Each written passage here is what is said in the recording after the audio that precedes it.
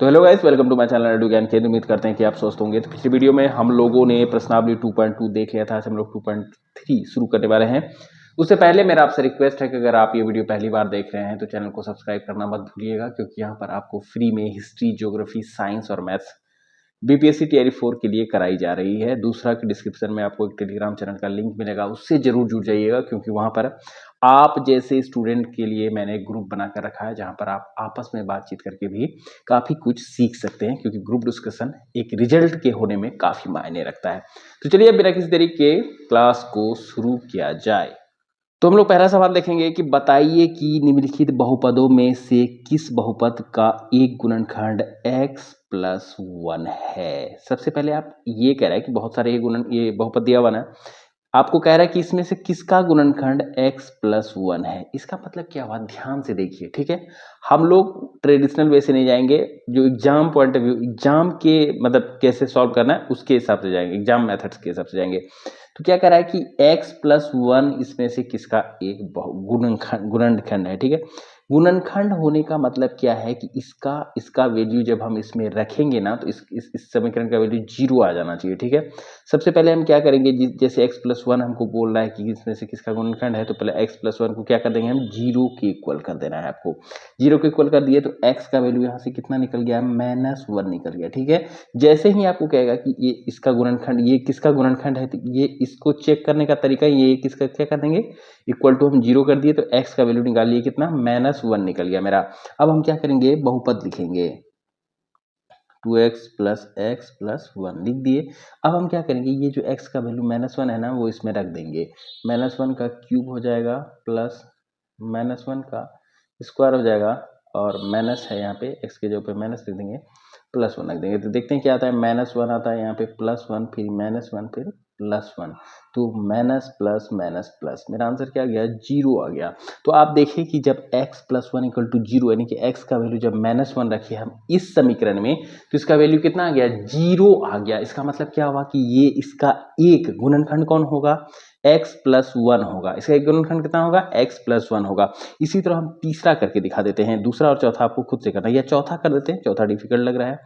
तो चौथा का पहले हम लोग पॉलिनोमियल लिख लेंगे, x³ - x² - 2 प्लस √2 इतना है। इसमें हम लोग ये x = -1 रख देंगे, x = -1 रख दिए तो x -3 -1 का स्क्वायर, और यहाँ पे 2 + √2 इंटू -1 + √2 इतना ही है। देखिए यहाँ तो -1 आ गया भैया, यहाँ पे इसका जब स्क्वायर करेंगे तो ये +1 हो जाएगा, और बाहर में माइनस लगा होता है, -1 हो गया। यहाँ पे जब हम करने गए तो इसको इससे जब मल्टीप्लाई करेंगे, ये देखिए पहले ये इसको अंदर में कर देते हैं, नहीं तो आप कंफ्यूज हो जाएंगे। इसको इससे मल्टीप्लाई किए तो माइनस का √2, यहाँ प्लस का √2 तो एज इट इज था, -1 इधर इधर माइनस माइनस, ये अंदर जा रहा है, अब ये अंदर जा रहा है तो यहाँ पे माइनस है, यहाँ पे भी माइनस है, तो क्या हो जाएगा, +2 + √2 प्लस √2। तो यहाँ देख रहे हैं कि ये -√2 ये -√2 तो खत्म हो गया, लेकिन ये जो +√2 है ये क्या हुआ, खत्म नहीं हुआ, ठीक है। तो इसका मतलब क्या हुआ, ये फैक्टर इसका क्या है, नहीं है, x+1 इसका क्या है, फैक्टर नहीं है, किसका, इस पॉलिनोमियल का, ठीक है। तो इसका फैक्टर क्या है, नहीं है। क्यों फैक्टर नहीं है, तो आप देखिए कि यहाँ 2√2 आ गया, ठीक है, 2√2 आ गया, इसका मतलब ये क्या है, इसका फैक्टर नहीं है। अब देखिए दूसरा नंबर क्या कह रहा है कि गुणनखंड परिमेय लागू करके बताइए कि निम्नलिखित स्थितियों में से प्रत्येक स्थिति में gx px का एक गुणनखंड है या नहीं। हम लोग ये वाला से नहीं लगाएंगे, जो ऊपर बताए हैं वही करेंगे। क्या कह रहा है, px इतना दिया हुआ है, gx = x+1 दिया हुआ है। चेक करना है कि आपको ये इसका गुणनखंड है कि नहीं। तो ये इसका गुणनखंड है कि नहीं, ये चेक करने के लिए क्या करेंगे, इसका वैल्यू कितना के बराबर कर देंगे, 0 के बराबर कर देंगे। फिर हम लोग x का वैल्यू निकालेंगे और उस x का वैल्यू को उसमें पुट कर देंगे। अगर 0 आ गया तो उसका गुणनखंड है, 0 नहीं आया तो गुणनखंड नहीं है। सेम ऊपर जैसा करेंगे, हम एक आपको करके दिखा भी देते हैं। जैसे यहाँ पे हमको क्या कह रहा है, px का वैल्यू हम देख रहे हैं कितना है, 2x³ + x² - 2x - 1, ठीक है। और gx का वैल्यू कितना दिया हुआ है, एक्स प्लस वन। हमको चेक करने का रहा है कि ये इसका गुणनखंड है कि नहीं, तो इसको किसके इक्वल कर देंगे, एक्स प्लस वन को इक्वल कर देंगे जीरो के, इससे एक्स का वैल्यू निकालेंगे माइनस वन आ गया। अब ये माइनस वन को वैल्यू इस पॉलिनोमियल में रख देंगे, टू इंटू माइनस वन का क्यूब प्लस माइनस वन का square minus two minus one. ठीक है, तो यहाँ पे हम देखें ये क्यूब जब करते हैं किसी नंबर का तो सेम संख्या रिपीट हो जाता है, तो माइनस वन हो जाएगा, यहाँ पे स्क्वायर के तो प्लस वन हो गया, यहाँ पे माइनस माइनस प्लस टू हो गया और यहाँ माइनस वन हो गया। तो ये टू से ये खत्म, ये से ये खत्म, यानी कि आंसर मेरा जीरो आ गया। जीरो आ गया, इसका मतलब क्या हुआ कि ये जो है ये पॉलिनोमियल का एक फैक्टर कौन सा है, ये एक फैक्टर है, एक्स प्लस वन एक फैक्टर क्या है। तो इस तरह का एग्जाम में अगर क्वेश्चन आए तो आप कंफ्यूज मत कीजिएगा। ठीक है, एक और हम आपको बता देते हैं, तीसरा नंबर। ठीक है,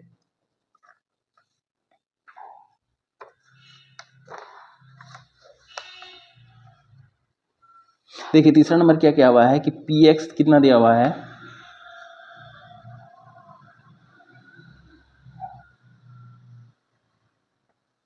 और जी एक्स मेरा दिया हुआ है। कह रहा है कि ये वाला जो है ये जी जो है इसका फैक्टर है क्या, आप चेक करके हमको बताइए। तो कुछ नहीं करना है हमको, इसको चेक करना है इसका फैक्टर है, तो इसको हम किसके बराबर कर देंगे, एक्स जीरो के बराबर कर देंगे। तो x minus three equal to zero कर देंगे, उसके बाद हम एक्स का वैल्यू यहाँ से निकालेंगे, तो एक्स का वैल्यू मेरा थ्री आ गया। अब इस थ्री को क्या करेंगे, इसमें चेक करेंगे। ठीक है, ये इसका गुणनखंड है कि नहीं। अगर ये वैल्यू जीरो, ये पॉलिनोमियल मेरा जीरो वैल्यू दे दिया, मतलब क्या है, एक्स माइनस थ्री इसका क्या है, एक गुणनखंड है। ये क्वेश्चन आया हुआ है, लोग कंफ्यूज जाते हैं एग्जाम में, लेकिन आप कंफ्यूज नहीं होइएगा। यहाँ पे हम रख देते हैं थ्री का cube minus four into three का square plus three plus six, तीन तीन होती है 27 माइनस 36, तीन तिहाई 9 हो जाएगा, 9 चौके 36 हो जाएगा, प्लस थ्री, तो हम देख रहे हैं कि 27 तीन 336 यानी कि जीरो, यानी कि ये क्या होगा, इसका क्या होगा भैया फैक्टर। यस, ये इसका फैक्टर है। ठीक है, तो आप चेक कर लिए, देख लेना कि कैसे हम लोग फैक्टर निकालते हैं किसी भी संख्या का। अब देखिए तीसरा नंबर थोड़ा सा इंपॉर्टेंट है, क्योंकि इस तरह का क्वेश्चन कई बार एग्जाम में आ चुका है, तो आप ध्यान से इसको देखिए।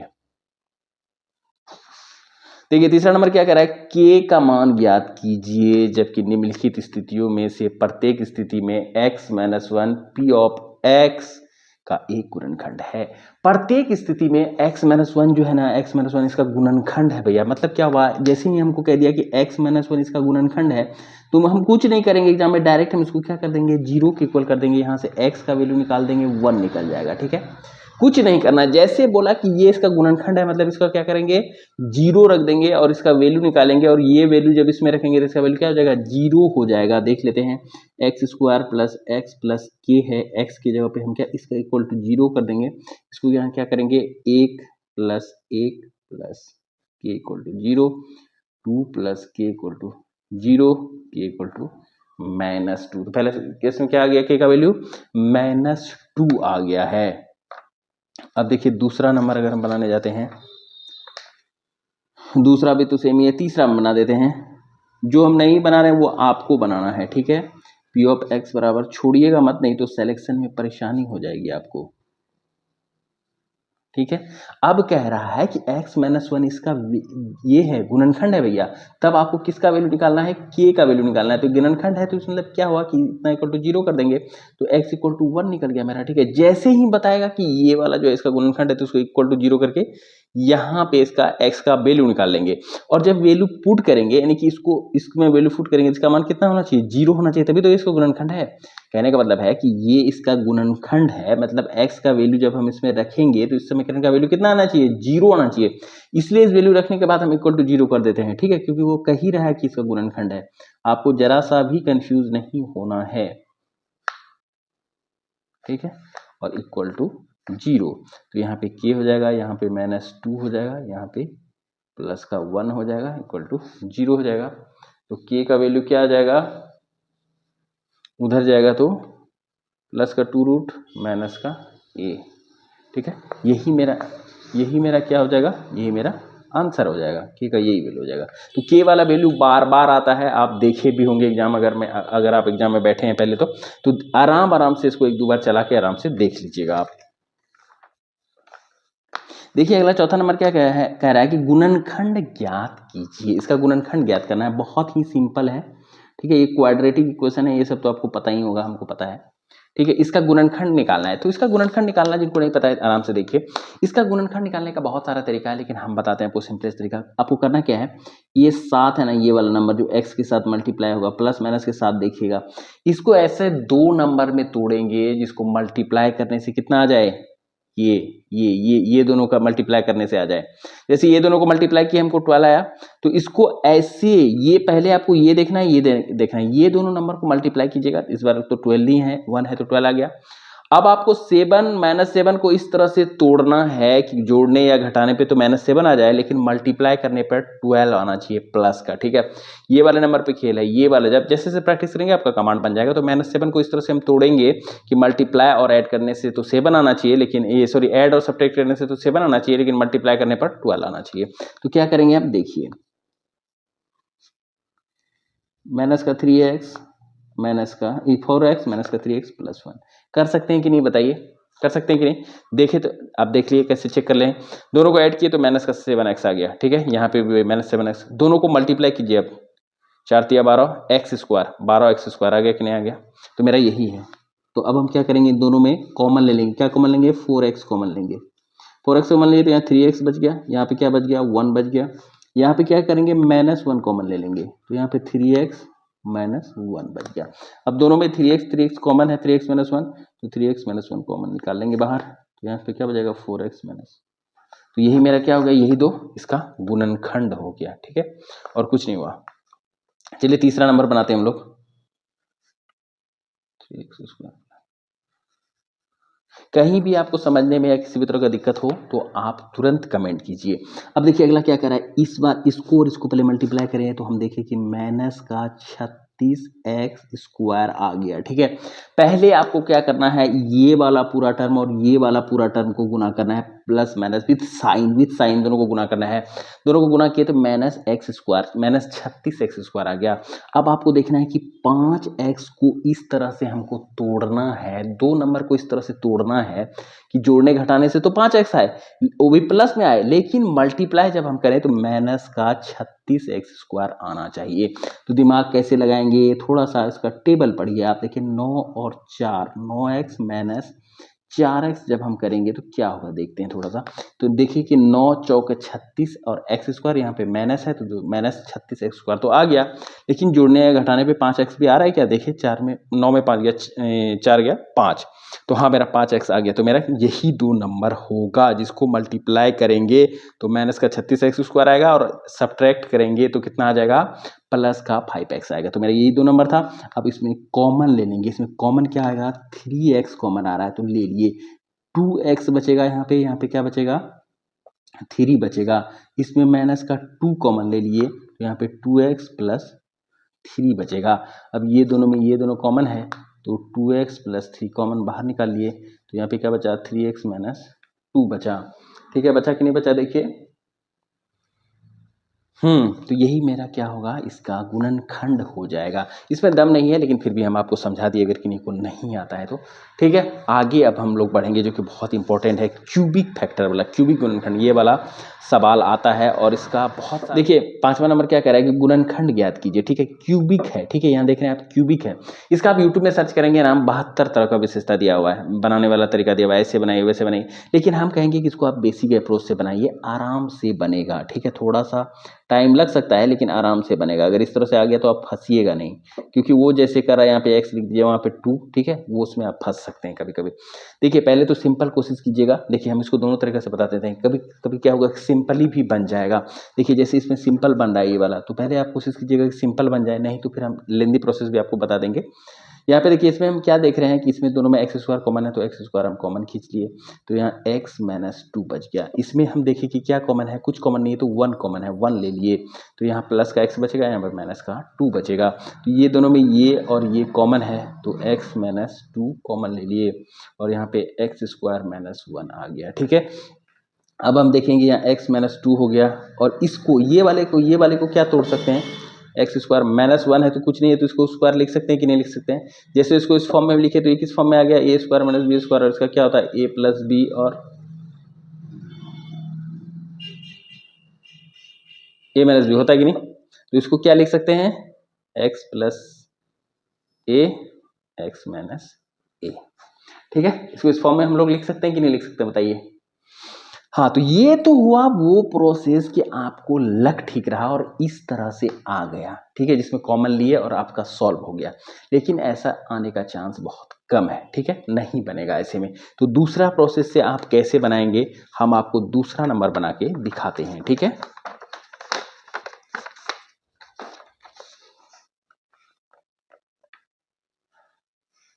देखिए दूसरा नंबर क्या कह रहा है, एक्स क्यूब। आप पहले वाले को भी इसी प्रोसेस से बना के देखिएगा एक बार, इतना प्लस सॉरी माइनस है। जैसे आपके पास क्यूबिक समीकरण आएगा ना, तो सबसे पहले क्या कीजिएगा आप, एक्स का इसका पहले क्या करना पड़ता है, तुक्का लगा के एक गुणनखंड निकालना पड़ता है। उसके लिए क्या करना पड़ेगा आपको, एक्स के लिए एक्स बराबर या तो -1 या तो +1 रख के साइड में चेक कर लीजिए। जैसे हम यहाँ पे क्या कर रहे हैं कि -1 +1 से लगभग सॉल्व हो ही जाता है इसका, ठीक है। तो -1 या +1, हम पहले +1 रख के देखते हैं। इसमें +1 जब हम रखेंगे तो एक्स का क्यूब -3 1 का स्क्वायर -9 1 -5, ठीक है। तो यहाँ हम देखिए कि 1 आ गया, यहाँ पे 3 आ गया, यहाँ पे माइनस का 9 आ गया और यहाँ पे माइनस का 5 आ गया। तो आ रहा है क्या 9 5 3 8, नहीं ये तो नहीं आ रहा है। कैसे नहीं आ रहा है, यहाँ पे शेष बच जा रहा है माइनस में। देखिए कितना होगा, 9 3 12 5 17 हो गया, 17 और यहाँ पे एक 18, माइनस का 18 हो गया। तो इस केस में मेरा मामला फंस गया कि नहीं फंस गया। तो अब हम लोग क्या करेंगे, -1 रख के देखेंगे। हम जानबूझ के ये लिए थे कि इसमें 2 चेक करना पड़ता है, आप घबराइएगा नहीं। -1 का क्यूब करेंगे, उसके बाद 3 इंटू -1 का स्क्वायर -9 इंटू -1 और -5। तो यहाँ पे 3 बार करेंगे तो -1 ही आ जाएगा। यहाँ पे प्लस है फिर भी माइनस हो जाएगा, क्योंकि स्क्वायर कर रहे हैं यहाँ पे। यहाँ पे माइनस और माइनस प्लस का 9 हो जाएगा और यहाँ पे -9 ही रहेगा। 5 3 8 एक 9, माइनस का और प्लस का मिलके 0 कर देगा। तो अब क्या आप समझे कि x ऊपर हम आपको बताए भी थे कि x का वैल्यू हम क्या रखे, जब -1 रखे तो ये क्या हो गया, 0 हो गया। मतलब x -1 क्या है, x बराबर -1 क्या है, इसका एक फैक्टर है। x -1 एक फैक्टर है, तो उसको लिखेंगे कैसे, इसको इधर खींच लेंगे तो x +1 हो जाएगा। कंफ्यूज मत हो जाइएगा, x +1 क्या होगा, ये जो ऊपर लिखे हैं इसका एक फैक्टर हो जाएगा। कैसे एक फैक्टर होगा कि आप दिखा दिए, हम इसका वैल्यू क्या है 0 है। जब हम इसको इतना के बराबर 0 कर देंगे और x का बराबर -1 का वैल्यू इसमें रखते हैं तो 0 आ जाता है, मतलब इसका एक फैक्टर तो x -1 है। जैसे ही x -1 एक फैक्टर निकल गया, खेल आपका वहीं पे खत्म हो गया। अब इसको क्या करना है, डिवाइड करना है आपको, ठीक है। थोड़ा सा आराम से देखिए,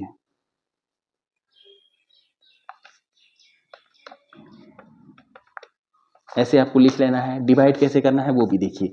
यहाँ पे क्या है, x है और यहाँ पे क्या है, क्यूब है। पहले आपको ये वाला पहला संख्या इसका देखना है। यहाँ पे क्यूब है, यहाँ पे x है, तो किससे मल्टीप्लाई करना पड़ेगा, इसको किससे मल्टीप्लाई करना पड़ेगा, इसके बराबर करने के लिए स्क्वायर से मल्टीप्लाई करना पड़ेगा। तो एक्स स्क्वायर लिख दिए, प्लस यहाँ पे था प्लस यहाँ पे था, कोई दिक्कत नहीं हुआ। तो एक्स क्यूब हो गया और इसको जब इससे मल्टीप्लाई किए तो प्लस का एक्स स्क्वायर हो गया, ठीक है। तो यहाँ पे माइनस, यहाँ पे माइनस, ठीक है, कोई दिक्कत नहीं है।